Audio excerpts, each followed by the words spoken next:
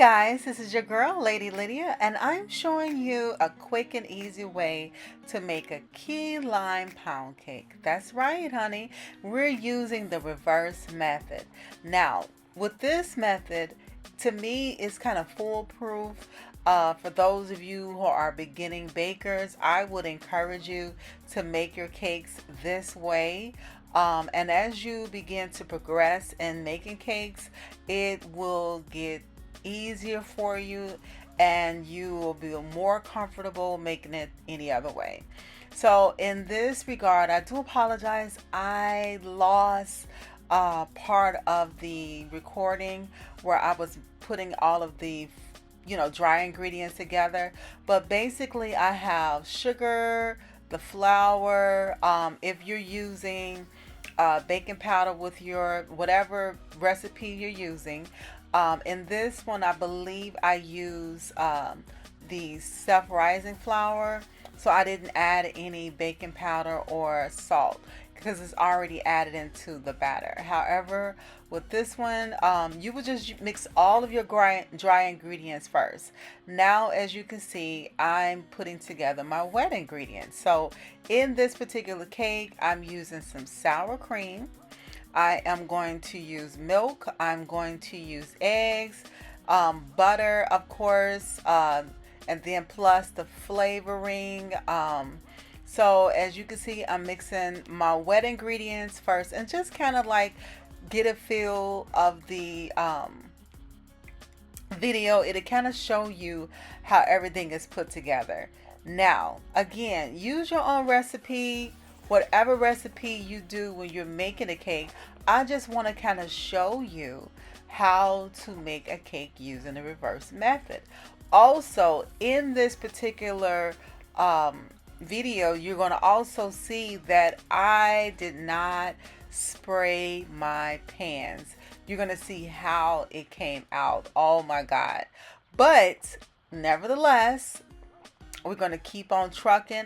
And sometimes when you're baking, you're going to make mistakes, right? You may be a baker or you may be a beginning baker, and let's say you don't have the right ingredients to coat your pan before you put the cake in, or you forget, right? So this video is kind of a tool to kind of help you to see those particular mistakes that you make. So right now I'm still putting my dry ingredients together. I'm adding all of the flavors that I'm going to put together in my wet ingredients. I'm mixing all of those again. I'm even putting the food coloring in. I've put the jello. I've added jello in, and that's actually in the dry portion. So with this reverse method, once you add your flour in, I let it stir for maybe a couple of minutes just to kind of make sure everything is well incorporated. And then this is when you add in your butter. So I'm adding shortening in, as you can see as well. So it's butter flavored shortening. Again, this is a recipe that I'm using. So use whatever recipe you have when you're making your cake. But this is the reverse method. Now, those of you who may be interested in this recipe, please hit me up and then I'll feel free to give that recipe to you. But it starts out with a basic pound cake, and then you're adding in your flavoring. So with this particular pound cake, to me the crumb is more softer with sour cream, so I added sour cream in there. Some people may want to do a cream cheese.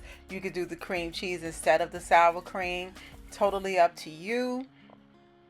I would say use maybe, if you add in cream cheese, maybe about 4 ounces. So we are blending the flour and the butter mixture together. And as you can see, it's starting to create this crumbly look, sort of like you're making dough, right? And so this is the foolproof method. and it makes it so much easier where you do not mess up a cake. You don't have to worry about over mixing your cake when you make it this way, believe it or not. Some of you may feel like you don't know how to cream the butter when you're making a pound cake, or you may don't know how to maybe you feel like you're beating your eggs too long, or maybe you feel like you've beat your flour too long after you've added to, to the mixture. With this method, it makes it so much easier, okay? Where it's foolproof. All you're doing is you're mixing your dry ingredients, you're mixing your wet ingredients. You start, except for the butter. Now, if you're using shortening, you will still do it that way, except you're in this particular method, I added my butter in with the flour. If you're using, like, let's say, oil and you're making a chocolate cake, so instead of you adding in the butter, you add your oil in with your wet mixture, right? So you put your flour in first, and then you will go ahead and you're adding in your wet ingredients. That's it. That's all it is to making this cake. So now, as you can see, I'm blending it, and I'm trying to allow you guys to see how it, without mixing it too fast, you can kind of see how it comes along. So you're going to be mixing it for a couple of minutes because you want to make sure everything is incorporated. I turned it up a little bit higher just to make sure the batter is smooth. Some people may leave a little bit of texture to it, but I like to make mine smooth, honey. Again, this is a foolproof, so you don't have to worry about overbeating it or over mixing it together. So I'm finished. Now, even if, let's say, you want to add some flavor, or you can do it now. You can still do it now, blend it a little bit more, and voila, you're ready. So now, as you can see, I'm adding it into a pan that I didn't treat. I didn't add any oil. I didn't add any flour. I didn't add anything to this pan. So how is it going to come out? You are going to see. Now, considering this is a video, you can go ahead and fast forward to that spot and you will see how it came out. But we're going to go ahead and cook this exact same way you will cook any normal pound cake. So I'm going to put mine on 325 degrees for about an hour and 10 to 15 minutes, depending on your oven. If you're going to cook it lower, some people like to cook their cakes at 300 degrees. You're going to have to cook it longer. So I would say probably an hour and 30 minutes, if not an hour and 45 minutes. So as you can see, this, guys, is done. And I'm showing you how it turned out around the sides, right? Now, this cake, believe it or not, is going to come out of this pan. It really is. Now, it may be a little bit crumbly, which is fine because it's still going to come out of the pan. And that is the biggest thing that I'm trying to show you. When you're making mistakes, don't beat yourself up. Get you a little knife, go around the edges, making sure that there is separation between the cake and the pan. Once you are comfortable with it, make sure you don't scrape up your pan. I even hit around, I didn't do it too hard, but just kind of like the top part, because usually the top part is the part where it sticks the most. Once you get ready to flip it over, the weight of the cake is going to push it out. So as long as the top part is loose, you should be fine. So as you can see, I am, making sure everything is kind of loose, is separated from the pan. And then I'm going to go ahead and I'm going to turn it over onto, either a plate or whatever have you. Now, there you have it. Now, as you can see, is a little bit of crumbs that came from this pan, but it came out. And all you got to do is pour some water in that pan, honey, and keep it moving. Scrape the little crumbs off the sides of it and just keep it moving. Now, all we have to do is decorate it. And it's still soft. It's not dried out. It's not hard. Because again, we make mistakes. Nobody's perfect. And I want you to understand that you're going to make mistakes in the kitchen. And that's why I want to share with you several ways that you can incorporate in cooking your cake. And all you got to do is cover this up with some frosting, which we're going to do.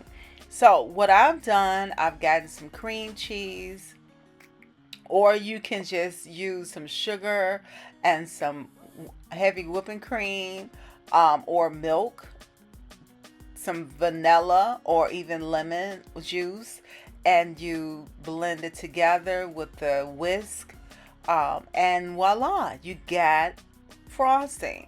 And I have a couple of videos who have shown you that I make some of my frosting, or my glaze. You can check that out. Some of it going to be in the description. Some of it will be attached to this video. So when you finish watching this video, you'll be able to check those videos out. So what I'm doing right now is I'm basically covering the cake up. Again, this cake is still soft. It's still moist. It's still flavorful. I'm telling you. And honey, nobody will know that your cake stuck to the pan, that you forgot to treat your pan, right? So we're going to go ahead and finish covering this up, and I'm going to get all the glaze out.